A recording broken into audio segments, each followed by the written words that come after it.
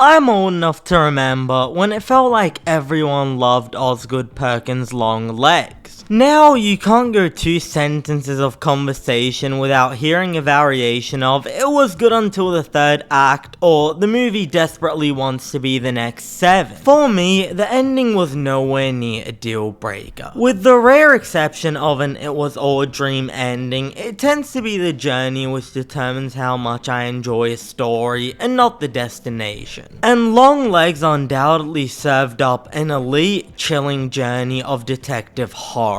One movie isn't enough to put a director on my all-timer list, but the movie was good enough to ensure I would watch whatever Perkins made next, which now arrives in the form of The Monkey, an adaptation of the horror Stephen King short story. The one about the toy monkey who terrorized the family across generations, bringing death with just the bang of a drum. If the premise sounds original on paper, don't be fooled. The Monkey, an incredibly repetitive take on the Stephen King story, uses the seemingly novel premise of the monkey in an attempt to distract you from how truly derivative it is. It's one of those movies which uses superficial differences in order to give off the impression of originality without doing anything you haven't seen a gazillion times before. When the monkey bangs his drum to cause the death of a character, the only interesting thing about it is the fact he had to swing his drumstick.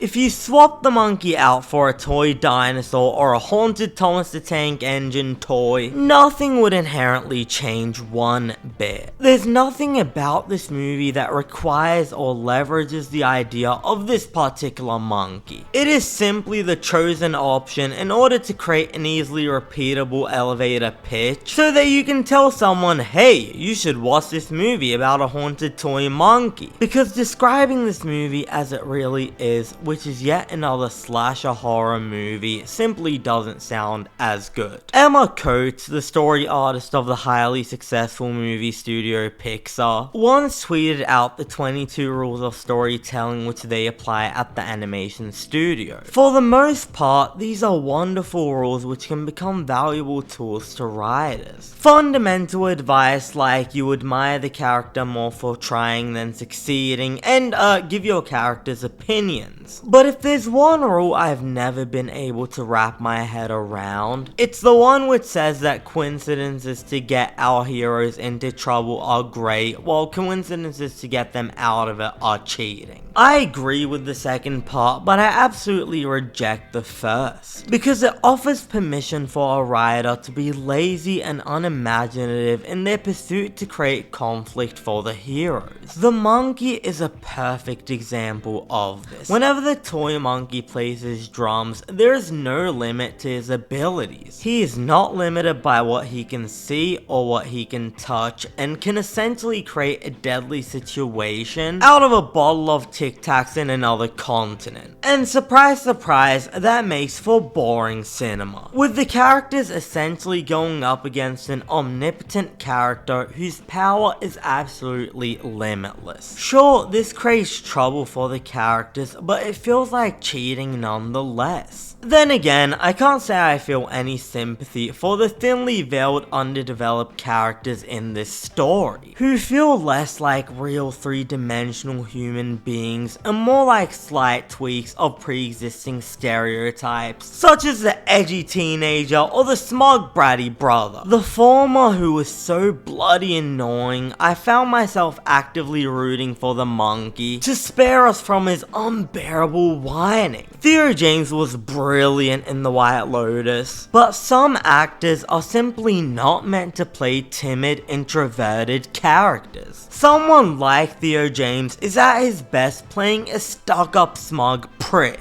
or at least someone with a flicker of charisma. So it makes no sense to get him to play someone who might as well have cold water in their socks. sucks. I've said it countless times, but there's nothing harder than playing a quiet, introverted character. You have to draw the audience in without the presence of conventionally charismatic traits, which Theo fails to do. The first 30 minutes of The Monkey admittedly work pretty well, and it has nothing to do with that section of the film being any different than the rest. The kills in the first act are delightfully gory with a tinge of black comedy, but once we get to the fourth kill, the thrill and shock of the first few no longer weigh on you. This is a one-trick pony of a cinematic experience. Once you've seen the first half an hour, you've essentially seen the entire film play out in front of you. I can only get a kick out of absurd, over-the-top bloody kills for so long, especially because the movie fails to reinvent or top itself with each kill. Say what you will about the Final Destination movies, but at least when you get to the 6th kill in those movies, they're still finding new ways to keep it fresh, as opposed to doing the same thing over and over and over again. Here, we have a repetitive story structure which attempts to recapture the thrill you experienced at the first kill, only to fail repeatedly, resulting in an enjoyable first act followed by the longest hour I've had in cinema. And for that, I'm giving this one a 5 out of 10.